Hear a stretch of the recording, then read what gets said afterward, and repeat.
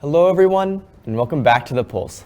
I am your host, Connor Sundet, and on behalf of myself and the team here at Spokane Talks, we are very happy to have you with us. Thank you for tuning in, and we'll be right back after this.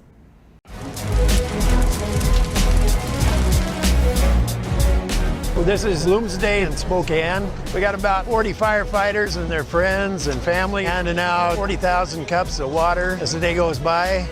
It's a very good opportunity to see the public and support them and help them out and cheer them on during Bloomsday.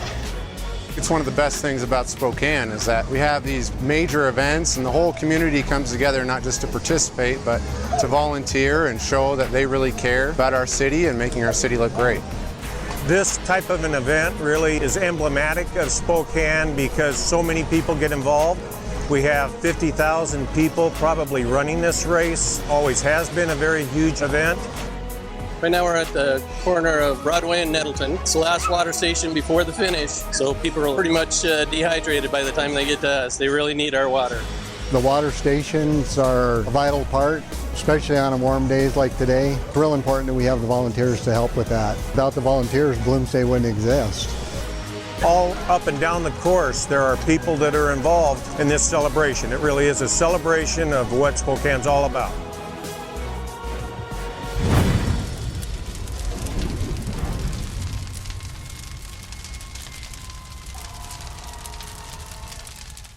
At Wendell, you are respected, you are valued, and we have an experience tailored to fit your lifestyle. I'm Nick. And I'm Gina. And we bought 3 cars from Wendell Motors. Throughout the day, I just kind of would get updates, texts, phone calls, and I was actually really impressed with how my wife was taken care of. People should shop at Wendell because they make you feel like family. For your tailored experience, come see us at Wendell at the Y or Wendell.com. What happens when you pay your ABC membership? We're glad you asked. We educate the future workforce. We keep you safe. Negotiate the best insurance rates. Organize networking events. Implement 401k programs. To keep our members open shop. Offer discounts to make you profitable. Each path to success is different. But they all start and go through ABC. We are ABC, Associated Builders and Contractors of the Inland Pacific. Where all the best builders and contractors locally unite. When building a home or considering a major remodel, who are you going to choose? The Spokane Home Builders Association is an organization that works to elevate professionalism in the residential construction industry. We promote, protect, and educate for our community, building our community one home at a time. We are the Spokane Home Builders Association.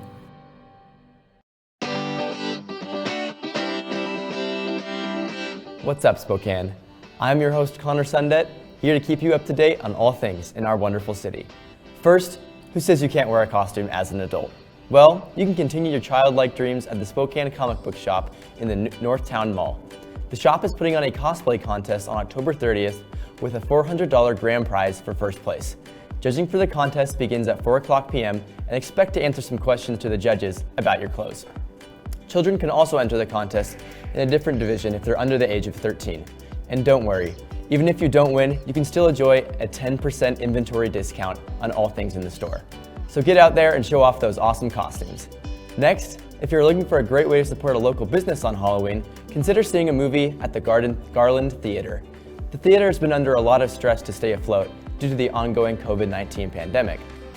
The theater started in 1945 and is a mainstay for people on the north side. This Halloween, they're showing the first of the Exorcist movies, which is one of the most iconic horror movies arguably of all time. Tickets are also incredibly cheap, just at $5 per person. And yes, their popcorn is still some of the best Spokane has to offer due to their special recipe.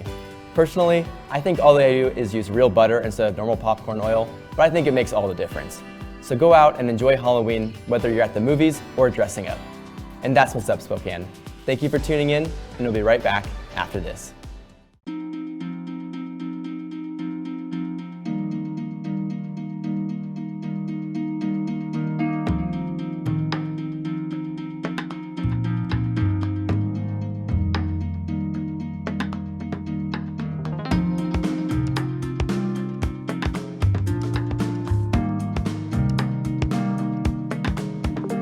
Contact us today to learn how PowerView automation makes everyday living effortless. Why are housing prices going up so fast in the Spokane area? Hello, I'm Darren Watkins with the Spokane Association of Realtors. It's a simple case of supply and demand. Since 2010, we have seen the number of available homes on the market fall dramatically, from 2,348 in January of 2010 to only 164 per month in 2021. That's a 94% reduction in our housing supply. The result? Housing prices began to climb rapidly in 2015, with a median home price in Spokane County of $179,000. That same home today would cost you $380,000. That is, if you can even find a home to buy. For the last, I'd say at least 10 to 15 years, I think we've been underbuilding. We've seen this crisis coming, and nothing's being done to fix it. There are no homes to purchase. When there is a home that comes up that buyers like, you're up against 20 plus other buyers who are making an offer on the same house. Adding to the crisis, thousands of families are fleeing major West Coast cities such as Seattle, Portland, and Los Angeles. Among the top destinations, Spokane, Washington. When you talk about an out-of-town buyer, they've sold that home in a coastal market, let's say, a Seattle, Portland, San Francisco, LA, take your pick, for $1.5 million, and they come to Spokane and can replace that thing and be in a nicer home for $500,000. When there are 20 plus offers on a property that they feel like they don't have a chance. So now they're having to look at homes far lower than they're even qualified for, because they have to compete with cash deals or something that goes so much further over the list price, and it's extremely defeating for clients. The answer is clear. We need more homes immediately, especially for entry-level workforce housing. Every day that we wait, those costs are just going to keep going up and up. First, join us for a clip with Kate Hudson, where she talks about all the special events going on downtown. Enjoy.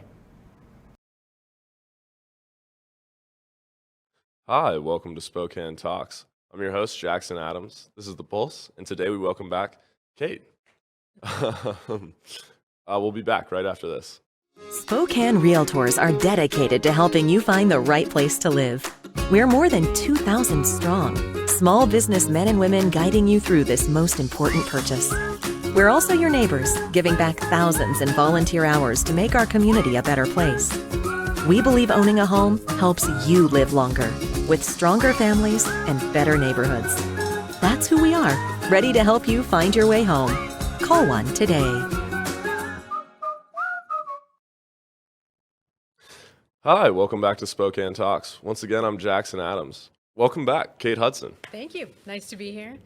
Absolutely. And we actually have events, like major events going on this month. I'm very excited about these November events we have. That's good to hear. I mean, it's new, we're finally firing back up. I So know. that's what I like to hear. What's some of the stuff we got on the docket? So we're going to start with TJ Miller at the Spokane Comedy Club. And you have a fun fact about TJ. I do. TJ Miller is from Denver, like myself, and me and him actually both went to the same high school. Awesome. Had the same AP literature teacher, so he's come in a couple times. Last time I saw him, I think he had a broken arm while he was shooting a movie. But yeah, so very excited. Definitely going to be there for that. Yeah. So are you going to go see him when he's here in Spokane? Absolutely, yeah. Especially me and my friends, all newly 21, so I hopefully Oh, go to the nice. 21 plus Yep. show. I think that'll be It real is. fun. Yeah. Well, buy your tickets ahead of time online. It's easier that way. Okay. And he will be here November 4th through the 6th for anyone else that's interested. Yeah, So, definitely go see him. He's a funny Should guy. be a funny guy. Yeah. If he went to your high school. What high school did you go to? I went to Denver East High School. Okay. Yeah. Nice. What was your mascot? Go Angels. Awesome. Yeah. You'll have to heckle him from the crowd. Oh, I will. Yeah. That's awesome. Give him a good one. Cool. Well, we have that going on. Also, November 4th at Northern Quest Resort and Casino, we have Sawyer Brown. They'll be playing a concert. So if you're into live music and Sawyer Brown, which they go way back to, they've been performing for about 30 years. I think they started in about 1983. And they were like Star Search band. Okay, fun. So they were discovered on a TV show. So Nice. What kind of music is it? like nice 80s smooth rock. Okay, I like that. Yeah, a little country music there. Okay, nice little mix. Yeah. Yep, they're from Nashville, I believe. So got a lot of country influence on their music. Absolutely, love that. Should be fun, yeah. And then to get you in the holiday spirit, we have Elf the Musical, and that's being put on by the Spokane Children's Youth Theater, which they do an amazing job. My kids love going to their shows, and I'm so pleased to see them back. They will be at the Bing Crosby Theater over 2 weekends. The first weekend in November, the 5th and 6th, and they'll be doing shows November 12th through the 14th as well. So if you missed the first weekend, you've got lots of options. Elf is such a great holiday show, It too. is. It's such a funny one. It's such a good one for the whole family. I know. It's one of my favorites. I know. I love dropping lines from that movie. And it's the funny thing is that Will Ferrell, I had read somewhere, did not want to do this movie because he thought it was going to ruin his career. And now it's become an iconic Did the holiday opposite, yeah. movie. So, yeah, it did the absolute opposite. I love it. Fantastic, yeah. It's wonderful. We also have First Friday. That's November 5th, first Friday of every month. Downtown Spokane Partnership organizes this, and it's an event designed to feature artists and promote local artists and musicians. And so participating businesses downtown and art galleries, wineries, breweries all feature a different artist at their location. So maybe make a family night of it and go out for dinner and pick one of the locations and look at some art, maybe even buy something. It is the holidays after all. So Yeah, you could, that sounds fantastic. yeah, you can find some presents. Be Nice. great. Yeah. So we have that going on. We also have a Christmas Carol. That sounds intriguing. It's at First Interstate Center for the Arts. Best of Broadway, West Coast Entertainment is bringing this one. And it'll be here November 12th and 13th. And it's a new version of the old classic. Okay. So it should be a great one. I'm intrigued. Yeah, I'm intrigued. I know. And it's nice to see things going on at First Interstate Center for the Arts again. I was going to say, high quality stuff goes on there. So I know, I'm we've excited got- to see what happens with the Christmas Carol. I know. We had Cats here last week, and more Broadway shows coming through. A lot of the shows that were canceled in 2020 are finally Circling back around, they're yeah. finally seeing the light of day. So it makes me happy, makes me feel great. But we have the opposite end of the spectrum, though. We also have Monster Jam going on in November, which is fantastic. I don't know if you've ever been to one of these things, but they're awesome. I need to go. I'm a closet fan. They're loud, they're dirty, and it's wonderful. And Monster Jam will be at the Spokane Arena November 12th through the 14th. Okay, I gotta commit that one to memory. That one, okay, 12th through the 14th. Awesome. And that's just monster trucks, right? Yep. Just jumping, Yep. crashing. You've got the old classics like Gravedigger. Okay. Yeah, you've got all sorts of Megalodon and El Toro Loco. They'll all be here doing their thing. Obstacle courses, crash courses. The little kid in me really I know. wants to go They're see that. so fun. Very fun. They're loud and a good time. So bring the family. Maybe bring some earplugs because Sure. does get really loud. Okay, we also have The Price is Right live at Northern Quest Resort and Casino. I threw this in here because I love The Price is Right. Who doesn't? It reminds me of sick days as a small child laying on the couch just watching The Price is Right. So if you love it as much as I do, November 13th, they are doing a taping of The Price is Right live. So they'll have a celebrity host, don't know who it is, and it could be your chance to win fabulous gifts and prizes. That is amazing. I Oh know. my gosh, I was not expecting. That is amazing.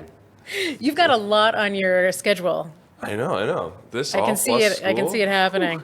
I know you've got a lot going on. Speaking of Best of Broadway, we also have Mean Girls coming at the end of the month, November 23rd through the 28th, First Interstate Center for the Arts. And this was one that was on the docket and has been pushed a couple of times. So it's finally here. It's going to happen. We're going to see Mean Girls. We're going to make it a thing. And wear pink on Wednesdays. Awesome. Okay, I love the reference. I love I it. know. Also, another great movie. Yes, Fantastic I know. stuff coming. I love that movie. It's hilarious. So yeah, go see it live. And then Alton Brown will also be here. He'll be at the Martin Woldson Theater at the Fox doing his comedy and food experiments. Witty guy. He will be here on November 23rd doing a show. So tickets are still available for all of these things. Okay. I say, great Christmas presents. Yeah, absolutely.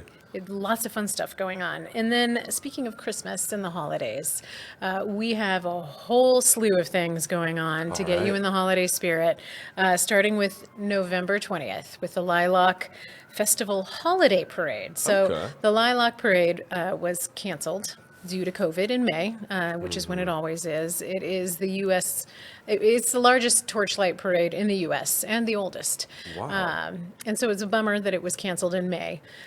So the organizers were brilliant, and they've decided to bring a scaled-down version for the holidays to get you in the mood.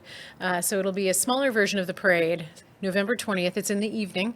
And the River Park Square Santa will be riding on the last float. So he will be arriving, ready to take gift requests from all the kids in Spokane County and whoever wants to come visit, and taking photos all through the month of December. Awesome. So I'm glad we're bringing that back so soon too. Like, why wait a whole another year after COVID? Just bring it back, mash everything into one. I think that's great. Getting people back out really there. excited about it. We haven't had a holiday parade. The floats are going to be lit up, and it's going to be wonderful. And I think if it's successful, the Lilac Association probably will keep this going in addition to the traditional lilac. Might gain something festival out of the whole thing. I know. Yeah. I think it's going to be great. I have a good feeling about it. I think it's going to be fun to be out in the cold and snow with the family, watching all these floats lit up and Santa going by. And it's going to be great. While you're there, you can go get your Santa photos at River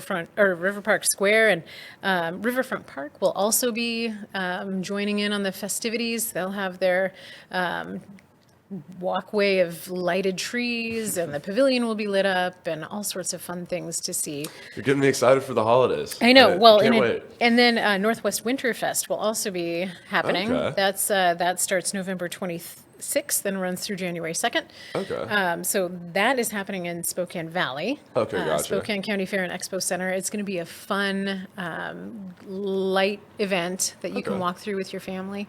And then in Liberty Lake, they have Winter Glow, also starting November 26th, running through January 2nd. Lots of stuff going on.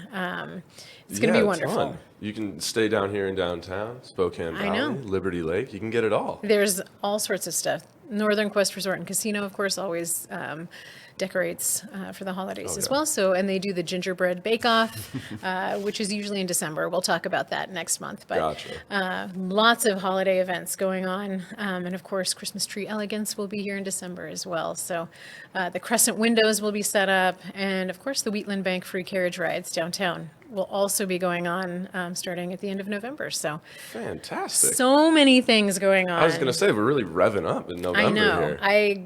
The list was amazing, and there was more on the list that I didn't even talk about today. So we're finally coming back to life. I love it. That's awesome. And we can find tickets to all and information for all these things online. Visit Spokane.com, celebrate safely, and enjoy the holidays. Awesome. Well, I'm excited for November. I am too. There were so many things. I was very excited. Awesome. Well, thank you, Kate. You're welcome.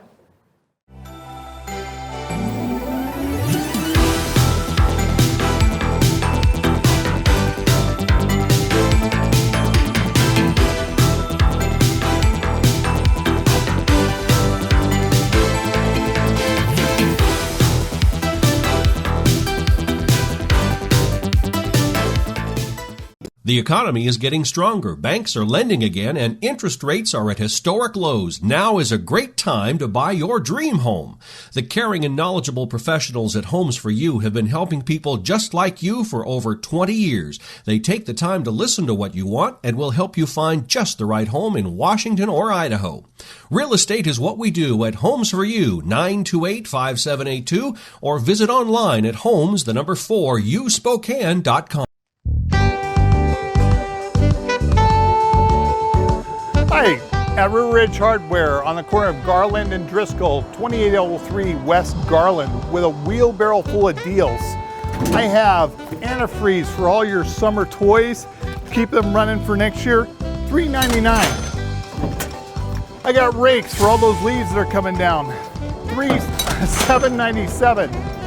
And from plastic to the metal rakes, same price, $7.97.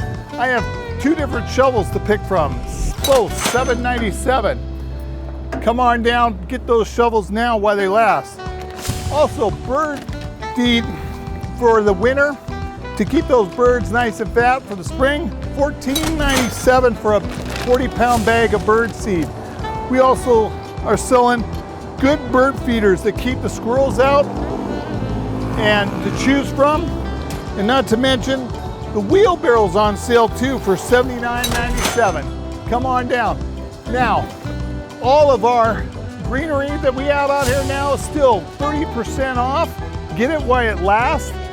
Not to mention the yard art is 20% off. Good time to start shopping for Christmas for your mom. Get that yard art, put it in your closet, bring it out during Christmas. She'll love you for it. Come on by at River Ridge Hardware, corner of Garland and Driscoll, 509-328-0915, or shop us online at riverridgehardware.com.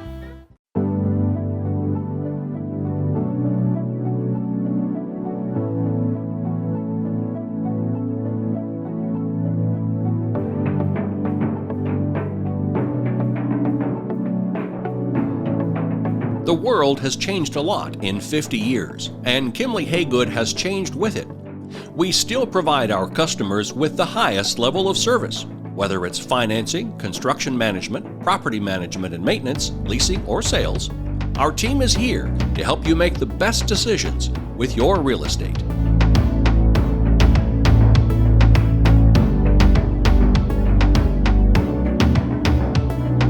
Weather in the inland Northwest can wear you down. And if your gutters are in poor condition or you do not have gutters, you could suffer damage that could cost a fortune to fix. Rainman Seamless Rain Gutters has almost 30 years of professional experience in serving the inland Northwest region and strives to ensure customer service that is second to none, from the time you call to the end of the project.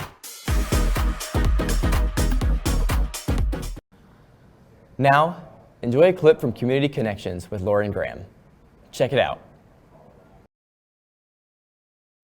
Well, welcome back to Community Connections. I'm your host, Loran Graham, and this show is all about highlighting the great things happening in the nonprofit community right here in Spokane. And today I have the honor of interviewing our guest, Edie Rice-Sauer with Transitions.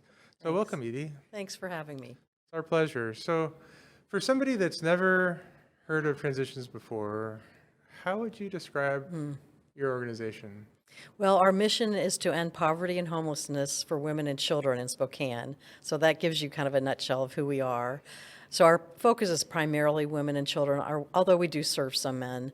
And we do that through 3 housing programs, 2 transitional and 2 permanent housing programs, a drop-in center downtown on 2nd Avenue that's for women who just need a safe place to be during the day, so sort of a day shelter. We have an early learning facility for our constituents and others who might need childcare while they're looking for work or trying to get settled in housing. And then we have the Newly Kitchen Cafe, which is a job training program in the culinary arts. And so that's 2 sites. We have a cafe in the YMCA building, and then we have a production kitchen, which really makes all the product and is kind of our catering arm, and that's a job training program. Wow, so if I heard that correctly, did I count 6 different programs all under one? Very good. So, all under one umbrella, Right. And so everything from providing shelter and homelessness, addressing that to rehabilitation and job skill training and getting women primarily back on their feet. Yeah. So it's really kind of, there's a place for somebody to start with us if they don't have housing, they don't maybe know even where to begin, and then we have permanent housing as well. So it's that kind of continuum, and then that job training program for people that, a lot of people we serve have never had any kind of routine employment, and so they don't often know the basics of, don't text at the job and be there on time and what to wear. So that's a training program, and then we help people find employment. Okay, wonderful. So, and how long have you been with Transitions? Yeah, I started there in 2010 as the program director at the Women's Hearth, which is our drop-in center on 2nd. It's right next to Wild Sage Restaurant, I'll say. And so I was there for 2 years, and then I became the executive in 2012. So I've been there quite a while. Yeah, I'm actually looking at retirement in the next year and a half. Oh, cool, wonderful. Yeah. So how has the organization changed over the years? I think well, first of all, it's an interesting history of transitions in that before transitions began in 1995, there were actually 3 small not-for-profits, Miriam's House, TLC and Educare, and the Women's Hearth, and they were all operated by different Catholic women's sisters communities. And in 1995, those sisters, they're very frugal, and they said, why are we operating these different organizations that really serve a very similar population? And so they formed Transitions in 1995. So it's from that, so they started as small not-for-profits and grew into a bigger one. And then over time, we've just been trying to be really responsive to the needs of the people we see. I think we pride ourselves in really listening to the voices of the people we serve and looking for ways that we can be more responsive. So the New Leaf Kitchen and Cafe came out of that voice of there's just not a lot of governmental assistance anymore. TANF was ending at 5 years, and people were having a hard time living on food stamps. And so we really felt like, how can we help women be stable? And so employment opportunities was a way we went. And we felt like we were a pretty welcoming organization. That's part of our values of building community. And so food, it kind of made sense to look at food. So that's kind of how that started. The other thing was, and we hear it all the time in Spokane, the desperate need for housing. And that had been something that we kind of danced around a little bit because, frankly, it's really challenging and hard to put that together. It's a big, big job. Sure. But we decided we had 2 acres of land that was undeveloped, and we determined that we thought we should use it for this. If our mission is to end poverty and homelessness, building housing is probably one way to address that. So we changed in that we really listened to the people we served, and despite the fact of kind of being afraid of starting that kind of project, we built 24 cottages, and we were really sincere in wanting to create kind of a dignified housing program. So everybody has their own little cottage in a village. So we say we built a town. So I think we were always try to be attentive to the voice of the people we serve and listen. And I think we continue to do that. We're looking now at our new strategic plan and thinking a lot about mental health services. The people we serve, the acuity of their needs has just increased. So increased mental health and limited access. Do we want to look at maybe getting involved in that? Also really looking at wellness for our staff. We ask a lot of staff. I ask a lot of staff, and trying to make sure that they have good care and are supported and that we're flexible in the way we work. So I think those are all things, every moment is kind of, how do we do this better, and how do we reflect on what our folks need? Sure. So roots from the sisters in a Catholic tradition, and then it expanded from there and looking into the future. How have those roots, being rooted as a faith-based organization in the early years, how has that evolved and influenced things today? It influenced our values. So we have values of respect and justice and growth and wholeness and community, and all those really emerged from those Catholic sisters and their what's called charisms, their mission statements. So I think it continues to drive us in terms of how we treat one another, not just our participants, but our staff and our volunteers. How do we create community where people feel welcomed and find meaning in their experience with us? How do we advocate for justice for all the people we serve and our staff as well?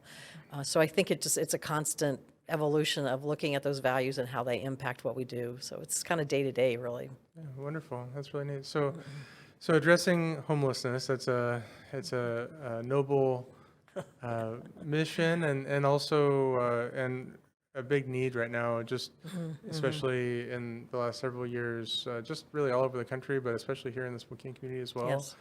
And I know there are other organizations also trying to tackle and address the same issues. And I understand that you work with other organizations in collaboration. I was wondering if you'd be able to share a little bit more about that. Yeah, that's kind of an exciting thing to keep talking about. Well, how can we do something together? We do a lot of things with Volunteers of America, so we actually partner with them on a United Way grant. So we provide 4 slots for infant care at our early learning facility at Educare. We also partner with them in that at our TLC facility that has 16 units. 5 of those are rented out by Volunteers of America, and those are for young moms and kiddos. So more the younger group, and we're serving a little bit older population, and they provide a case manager on site. You know, the Women's Hearth collaborates a lot with a variety of organizations all the time, just mental health, other housing providers, Northwest Fair Housing, just to make sure we bring information to the women who are there, and healthcare providers as well. Catholic Charities, we're just always in communication with them because I love Rob and I'd love to kind of get his insight on how do you think we should address this, or what's a better way to move forward. So not only collaboration in programs, but from a CEO kind of perspective, using each other to help support one another and help us kind of wander through this wilderness that we're all in. Yeah, so I think Spokane's lovely in that way. There's a way of really getting on the ground and trying to figure out the best response and not duplicating one another's services. Sure. You know, during COVID, the New Leaf Kitchen Cafe provided food for a variety of sites at Hope House, which is a VOA program. And we even rented kind of some of our Women's Hearth staff to go to Hope House to provide day services when they were at the downtown library. Oh, wow. So, you know, you kind of get together and go, how can we make this work? And try to put all of your eggs in the same basket and see what kind of shakes loose from that. So it's kind of exciting actually to do that. And I find those people to be really insightful. If I need a policy, perhaps, like we just wrote a remote work policy. Well, what are other people doing and how are you managing that? So that's really helpful. Yeah, wonderful. That's Yeah, really it's nice. neat to see how that interacts. And I know that there are a lot of ways that your organization transitions is unique, and I know there's some nuances to how services are provided. I was wondering if you wanted to speak to that a little bit. You know, one of the things I've noticed in my now like 12 years there is we have a very authentic group of staff. And I think there's a way of listening to a participant's voice in a really special way. Really, you know, we focus on recognizing that we're not here to tell them what to do, but to support them in their journey. And that journey might not go the direction we really think would be the best direction, but the reality is we're there to help them think through that and give them resources that they can live their best life. So I think it's kind of a lovely combination of that sort of spiritual background that the sisters brought, and also a real intensity about being authentic with one another, and that, you know, we're all the same. I'm a privileged person. I didn't have to deal with some of these things, but I want to be supportive of them but for the grace of God, it could have happened to me. So, and not put ourselves above any of those folks we deal with, but we're in partnership with them. Sure. Yeah, absolutely. That's really neat to hear, just the level of compassion that like, hey, we're not that different than somebody that has experienced crisis, and oftentimes we're all just one or two crises away from That's right. From having to rebuild and everything. So, and we do try to hire alums, so people who've gone through our program or other programs in town. You know, they have a lived experience of homelessness, and I think about it kind of as people are victims, survivors, thrivers, and then they become advocates. So there's kind of a continuum of becoming healthy, I think, in dealing with one's past. So when people are at that place where they're ready to be employed, I mean, those folks bring such knowledge to the work. So that helps us keep it real, actually. Sure. Yeah, you've got a community of people that have been through the programs and have come out the other side. And I imagine that would inspire hope in somebody just starting and seeing, wow, they were able to get back on their feet. Yeah, no kidding. I think you're right. I think that's helpful, and I think those staff have an insight that I might be missing. Yeah, absolutely. So how is all of this funded? So I know you just had an event last month, right? We so did. Do you want to share a little bit more about that? Yeah, so we do a major fundraiser called the People Who Care event, and it's usually breakfast and lunch, but the last 2 years we've done it virtually. And so we invite people to attend. It was all pre-recorded, and so people get to hear a participant speak about her story. And this year we celebrated the Women's Hearth's 30th anniversary. Wow. So we did a total focus on the Women's Hearth, which is kind of amazing to me to think it's been around that long. Yeah, so that was a really successful event. We're excited that we can present the story of who we are to the community. And I'll give a shout out to Roquehart Media because they're our videographers and just they are able to capture who we are in such a lovely way. So, so if you get a chance, you can go to our website and helpforwomen.org and see that video and know that the Women's Hearth is kind of a magical place where all kinds of things can happen and women can find their passion and safety. Well, wonderful. So, and then you have something special around the holidays also, I understand, where you can make a wish list. And would you like to share about that? Sure. So on our website, helpforwomen.org, you can find our wish list, and that will give all kinds of crazy ideas of the sorts of things we need, everything from socks to alarm clocks to bus passes. Bus passes is always a huge thing for us. So I encourage people to go to that website and identify things they might be able to gift to us. Certainly financial support money is always helpful, but we also need all kinds of things. So look for that wish list for Christmas, and thanks for considering donating to us. Yeah, that's awesome. So of course, large donations are accepted, Yes. but no, yes, but everyone can participate at any level, right? Because they can log in and see the wish list, and even just a small item could be a big help. Absolutely. And that's really neat how you get that community involvement in that way. So gloves, scarves, those things we always need. We give out a lot of those, toothbrushes, toothpaste, deodorant, especially during the winter. Lip balm is really needed. So yeah, there's all kinds of things, and no gift is too small. Yeah. So well, good. Well, I know you mentioned that you're getting close to retirement, so you're starting to look back over the impact that you've had, and as you just look back at your time with transitions and the different programs, do you have any particular memories that really jump out that were really just special for you personally? I mean, one thing that comes to mind is for a while at the Women's Hearth, we had some funding to do nicotine cessation activities, stop smoking. Right. That's really what it's called. And we always work with a lot of people who have kind of major medical issues, and we had a woman who had COPD, and she was a smoker. And she started getting those patches and really working on not smoking anymore. And I guess, I don't know what it was about that, but just she was so intentional about, this is really great you're offering this, because they're kind of expensive. And it really made a big difference for her. She was walking between the Women's Hearth and Hope House, which was a number of blocks, so she'd have to stop routinely to get her breath. And so really was wanting to improve her health. And it was such a simple thing. I guess one of the things that I get from this work is a lot of people, I think, want to see this huge leap, like somebody gets housing or somebody starts a job, but really the work is about those simple little steps that, maybe somebody takes a sandwich from you, or somebody decides to come into the Women's Hearth instead of staying outside in the cold.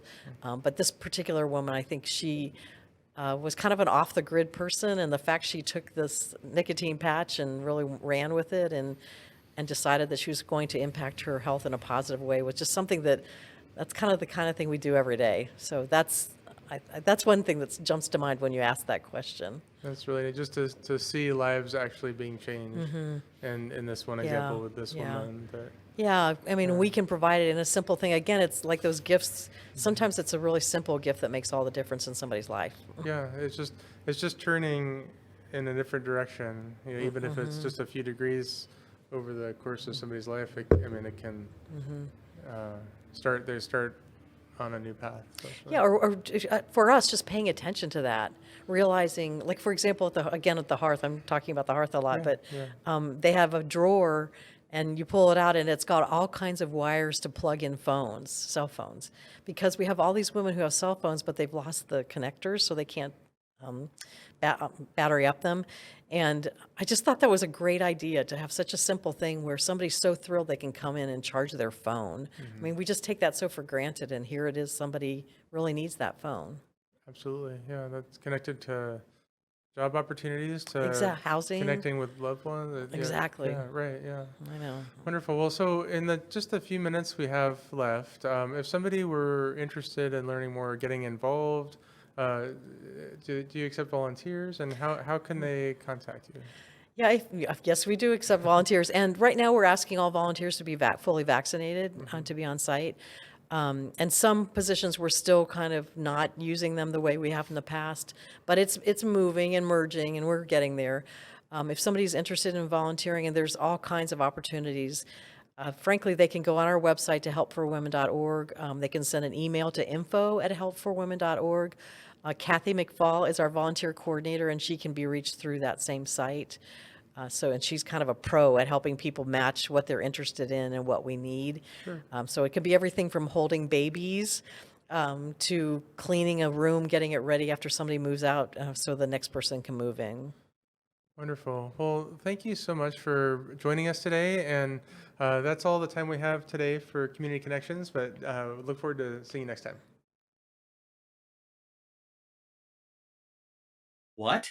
You haven't been to the library lately? Stop in today and see that the library is more than books. Spokane County Library District facilities feature on-site technology, including Wi-Fi, computers, and printers, as well as free use of meeting rooms. The Library District offers events and programs for all ages, from story times to career development and employer classes to Social Security workshops.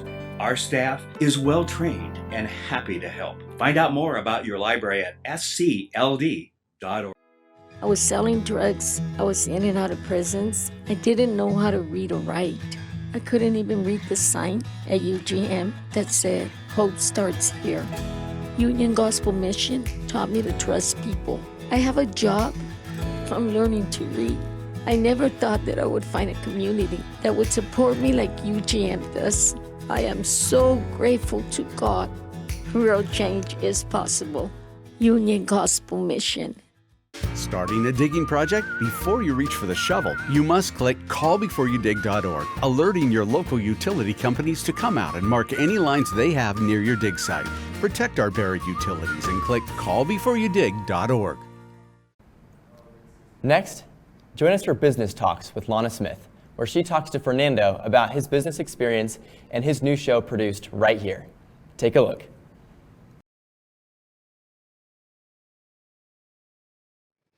Hello and welcome to Business Talks. I am your host, Lonna Smith, and today we are going to be talking about creating a space for your business, your corporation, your home business.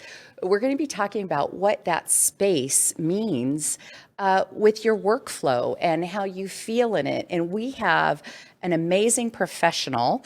Welcome Fernando Jurech from Freeform Interiors, and he is here today to share with us. He has a new project that's coming out, but first we're going to talk about how he became passionate about creating space for businesses. I don't think I'm saying it as well as you will, but anyways, welcome Fernando, and we want to get to know you. So you are in interior design.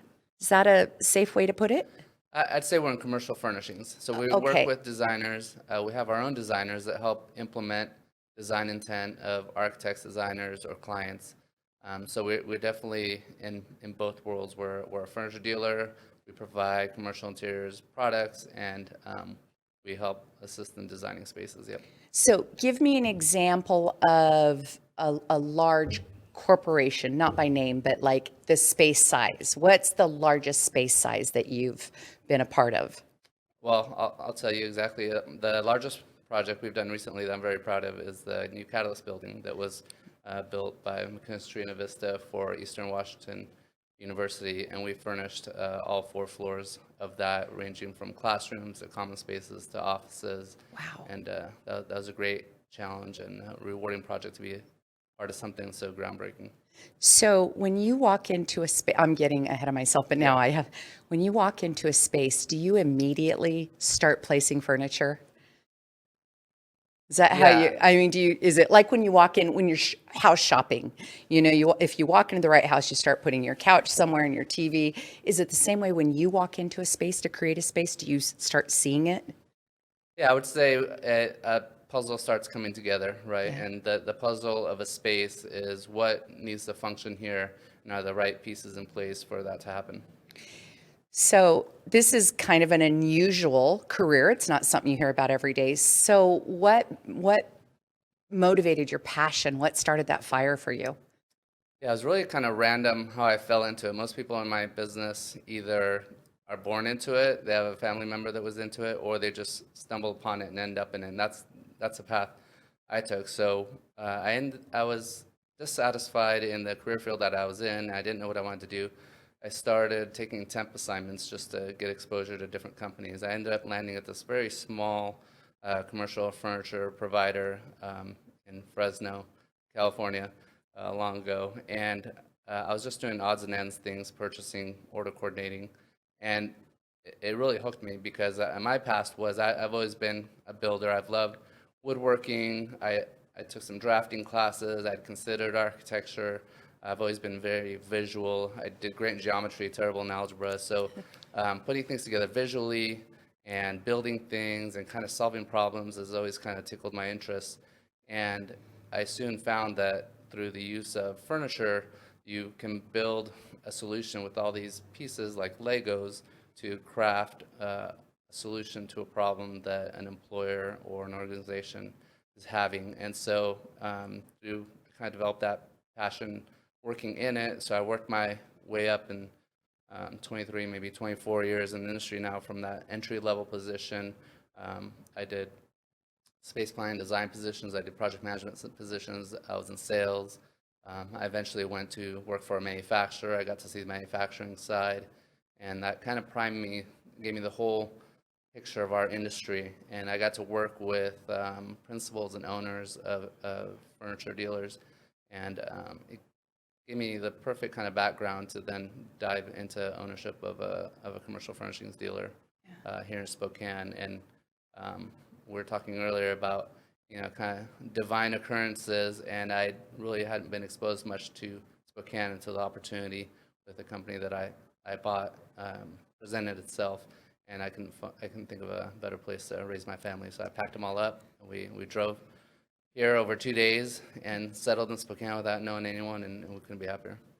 And how long have you been in the Spokane area? So 3 years now. 3 years. Yep. From California. Yep. Good timing. That's all I have to say. I was probably trying to get out earlier, but yeah, this was the right opportunity for us. That's great. And how does your family love Spokane? Oh, yeah. Oh, that's so great. Are you outdoors people? We are. Yeah. We've spent so much time fighting the crowds, trying to get to Tahoe to experience some mountains and lakes, and here they are in our backyard. So, yes. And we love it year round. We are blessed to live in this area. Totally. It's incredible. Yep.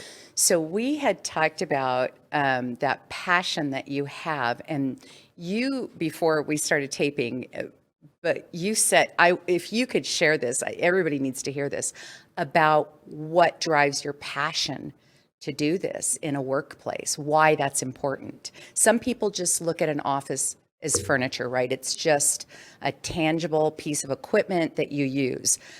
But I'm a firm believer that your space either motivates you or it doesn't. It is comfortable or it isn't. And I know for me, my space. But for you in this industry, what is it why do you think it's so important to go in and personalize an office space? Right. I feel strongly that our environment shapes our attitude, our mindset, our productivity, whether it's your home environment, your car, if you spend a lot of time in a car, or your workplace. And I've seen my fair share of workplaces in 20-something years, and there's really no exception to the rule. If you work in a depressing space, there's not a lot of energy going on there, and if you work in a cool space, there's definitely a lot of positive energy in there. And I get maybe too emotionally attached to the companies that I work with, and I want them to be successful. So it kind of kills me inside a little bit when they cheap out and don't want to do the best solution for a space, because I know that the best solution is something that's inspiring, that's dynamic, that engages their people. And when people are inspired and engaged, they produce better work, and then the organization thrives.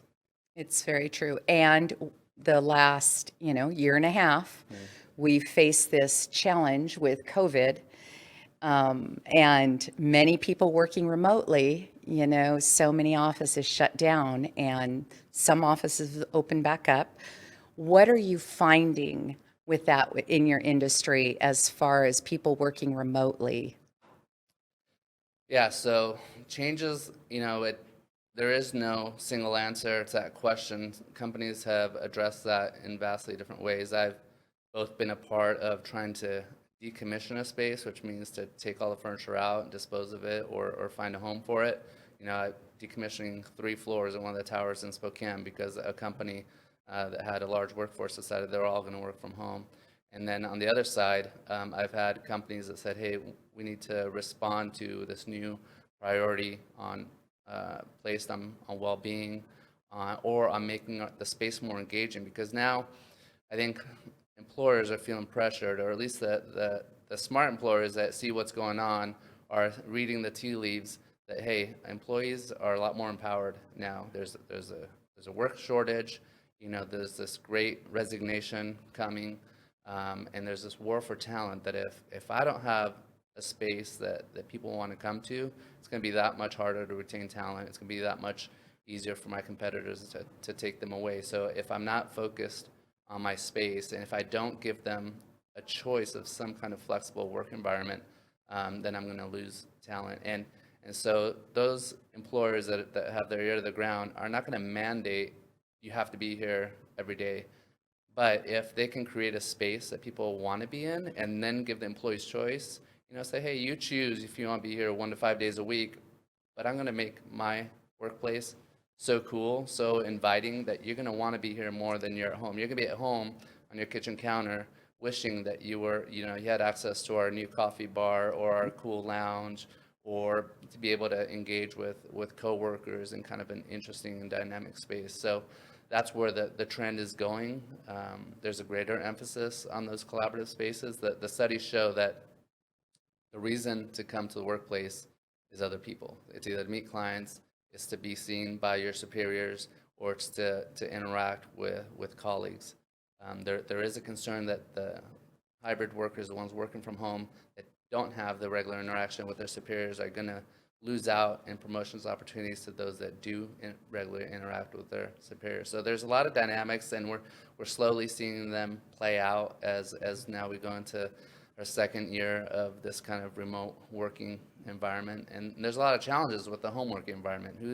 Who's responsible for making sure that that's ergonomic and people don't sustain repetitive stress injuries working from home, because there aren't professionals setting up those home spaces, right? Management of remote workers is a challenge. So there's definitely a lot of challenges with the home work environment. And but I don't know that the answer is everybody come to work, because now that people have felt that freedom and flexibility, they're not going to let it go easily. And if you try to force them to, you're going to lose your good people. And what you're saying is provide an environment where they want to be. Exactly. But that's one piece of the pie, right? That's always been the case. Yeah. If you look at Silicon Valley office spaces, which they've been competing for the best talent for years, and they've always been the model for the cool work environment. Well, that's filtering down to everyone else. If you don't have the cool work environment, if you're not responsive to the needs, and that means different things to different people, right? A cool work environment is different to a group of lawyers than it is to a group of programmers, right? So what is it that your employees want and need and value, and are you providing that? Well, and you said you've been doing some reading, and you actually had some statistics about the COVID employee remote working relationship. Yeah. Do you want to share some of what you discovered? Yeah. The last national statistics was something like half the workforce was working from home a significant amount of time, and then when they asked them how many wanted to continue that, it was only about a third. So it tells us that more people want to come back than want to work remote. I always when they go through the myriad of reasons of why they want to be back in the office, most of them have to do with people. Like, they could do the heads down work at home, but they want to go to the office for that personal connection. There's a small minority that want to go to work to focus, but I think those are all the parents that maybe have kids at home. But other than that, I think most people can focus at home better than in the workplace. So a hybrid environment makes sense for those people. It does. And I do believe that the isolation factor for those working from home. At first, it sounded really great. And then the longer it went on, the more isolated you were. And, you know, I've noticed that in our organization is you just don't have the synergy. The communication obviously isn't as effective. It doesn't flow the same between a text and email, even a Zoom call. You know, there's that disconnect. You have a screen between you. So bringing our employees back into a workspace is super important, I think, for those business corporations as they're, like you said, they're finding out. My guess would be, as far as, you know, the economics of building a space like what you're talking about, it sounds like we think if we do that it's going to be a lot out of pocket and of small benefit. But you've found that is entirely not true. Is that correct? Yeah, you know, companies make investments in productivity all the time, but it's hard to measure the productivity of a space. It's easy to see, like, if I get this new software, if I, you know, get this new equipment, that my people are going to be able to produce more work. But it's hard to put a number on if I have a space that's more engaging, that people are going to work better. Or how do you measure that I've retained good people? You don't know if they're going to leave, or that's part of the reason that factored into a decision for a star employee to join your company. Those are really things that are hard to measure. I think ultimately what a space says to employees, it says how much the owners or the principals of the space care about the employees indirectly, because if an employee is going to put more money into the space around them, it tells them this. So it's almost part of your benefits package, right? You get healthcare, you get insurance, you get a lot of things that show you get vacation time, how much employees care about people, but also, did they give you a really nice, comfortable chair, or did they cheap out? I mean, the difference between Office Depot chair and a top-end chair is maybe $500, you know, between the low end and the high end. And over the course of how many years, what difference does that really make to an employee, except for how much they care about their personal comfort, right? So a company that buys a really good ergonomic chair and then invests in the rest of the space says something about how much the employer cares about their employees' well-being. I can see that. So really, it is cost effective, right, because you are promoting employee satisfaction, like you said, retention. People want to be there. It seems like a win-win. Yeah, and there's ways to do it somewhat cost effectively. You're never going to be able to furnish a workplace, a professional workplace, to a high quality on an IKEA budget, but you also don't have to do everything in wood veneer and you know, gold plating. Plastic. So plastic and wood veneer. Yeah, there's definitely ways to do it at different price points. It's really, it just takes a collaborative effort between the principals of the space, an employee representative, a furnishings professional, an architect, a designer, and you can come together and create an engaging space at virtually any budget. Sometimes, you know, just some paint and reuse and reupholstery of existing things is all it takes, but it takes the will and a team of professionals to pull it off. Some people will try to do it, you know, themselves with some things that they've seen, you know, online or in other spaces. But I think the art of putting together a nice workplace is underrated, because we design our own home and we think, well, I designed, you know, my living room really nicely. I can design a 5,000 square foot space. There's a lot more complexity and a designer's touch that it takes to make a big space that is a workplace work, that, you know, is more challenging than making a nice home. Do you see anything trending? Do you see any trends with right now with, you know, changing or refurbishing or a brand new workspace? Is there anything trending? Yeah, I see a lot of trends. I see trends change from colors to shapes to just how places are furnished. So the latest trends, obviously the first trend was more space and separation. So that's reconfiguring spaces to allow more area between people. different types of dividers to create more separation. That was the first obvious change. And then what started coming along were colors that you would normally see like hospitals have been designing with color for wellness for a long time, soft colors, approachable, calming, and so we're seeing those in office designs. I think people want to make people feel secure and calm. For a long time, modern workplaces had square corners everywhere, couches, square corners, tables, square corners, and in this, I just got back from a trade show where manufacturers launch all their new products for the year. It's in Chicago, and all the new furniture was all rounded. It had very soft corners and a lot of circles and rounded corners, and very approachable and soft, mixed with these kind of calming colors. And so that was the latest trend. So separation and calming spaces. Did you like that? Did you like the rounded corners on the furniture? Yeah, it was beautiful. It was it achieved its intent, which is to be a place where people feel comfortable. I think they're responding to people are nervous or on edge. There's so much bad news out there, and we want to come back to the workplace, but we want to feel safe, and so the furnishings reflect that need. It's amazing. Like, I love when I learn doing this show, and probably like a lot of the population, they don't understand that correlation to a great work environment and productivity and the energy and just the positive aspect of having a space that people, like you said, want to be in. I think everybody, I would hope all employers would take a look at that and say, my staff is important enough to me that we want to make these changes and make this a place where they want to be.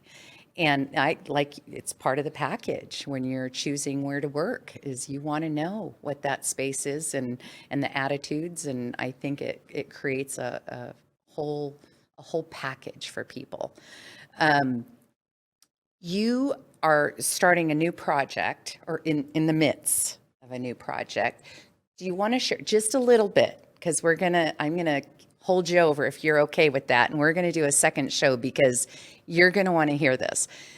So just tease the audience, let them know what this project that you are in the process of doing.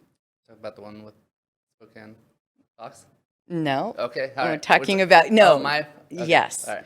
Creating. So we are wrapping up our new showroom. So we're over by the landing of the new Gateway Bridge in the University District. We're behind the Masonry Center, and we have a beautiful space. It's big. It's open, high ceilings, and we moved in there 2 years ago, kind of on a shoestring budget. We had a really high TI. And now we've totally remodeled it to demonstrate the what I'm saying about the changed workplace post-COVID, the separation, the addressing employee wellness.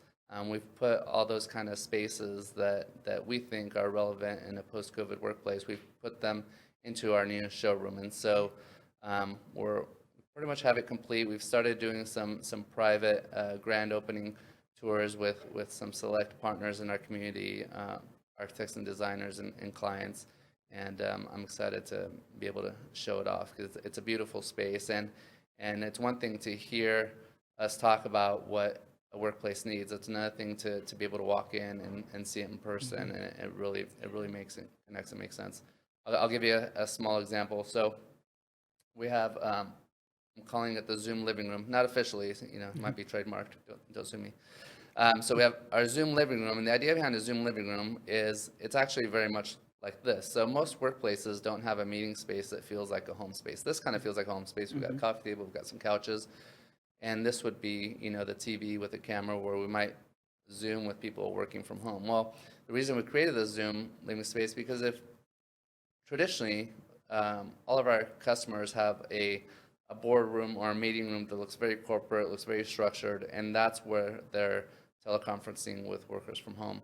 Well, there's inequity of spaces across the Zoom line between the home environment and the work environment, and that person at home might be wearing pajamas on the bottom, and they're sitting in their kitchen or bedroom or wherever they've chosen to work at home, and the other people they're dressed up, they had a in the back of their head, and they're there at work, ready to work. And so the psychological effect is that person is not on equal footing as the people in the corporate environment. And so by creating a residential feeling conference space, now when that person zooms in and sees another place that looks like their space that they're in, it lowers the barrier to interaction because now there's more equality in the two spaces. So that, we talked earlier about collaboration being a big impetus for people to return to the workplace. There's so many different types of collaboration that needs to happen. And so this residential space creates a certain type of feel. Sometimes you want that formally structured conference room. If you've got some executives and you want people to watch what they say, you don't want them to speak freely, you want them to think about what they say, then you want a professional, structured environment. But let's say that you're brainstorming with your creative people. Well, now you want them to loosen up and feel open, and so now that requires a different type of environment. We were talking about environment affecting our behavior. That's also true in collaborative spaces. So our showroom shows all sorts of collaborative spaces, from the structured to the unstructured to the Zoom living room, and you have to see it to really have it make sense. And another piece is we have a big open kitchen, because we feel like the place where people go to eat needs to be open to the office. It needs to be a collaborative space, because it's been proven that people that eat together form deeper connections than people that don't. And so if you're going to be in the office, don't block the break room away off in a corner where people go to hide. Have it be a part of a dynamic, engaging office, and you can deal with the noises and smells by other means other than walls. There's air purifiers, there's sound absorption. There's a reason that sometimes some type of people like to go to like a Starbucks to get work done. They want that buzz, they want to drink coffee, they want that environment of a cafe. And why have your people leave to go find that? Why not create that space that creates that buzz and that communal sharing of beverages and food created in your space? And we try to do that in our open kitchen plan inside of our showroom. So this is really the psychology. It's psychology. Yeah. And I am a psychology major, actually. Oh, you are? Yeah, So minor, that's sorry, a perfect, minor. Yeah, but perfect marriage. Minor, yeah. The psychology, which many of us as employers we don't think about the psychology of the space at all, but it makes complete sense. So we're gonna close this show. Will you stick around for another segment? Love to. Thank you. All right. Well, thank you for joining us, and we're going to come back with a part 2 with Fernando and talk about this new space and more about the psychology with corporations and businesses, and how that engages your employees, especially in this time when people are looking for New talent. New employees and talent. So thank you for joining us, and we will see you again on Business Talks. I am Lonna Smith.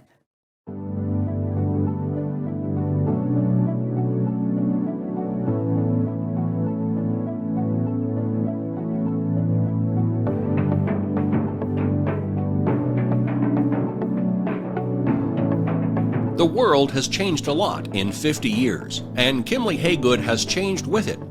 We still provide our customers with the highest level of service, whether it's financing, construction management, property management and maintenance, leasing, or sales. Our team is here to help you make the best decisions with your real estate.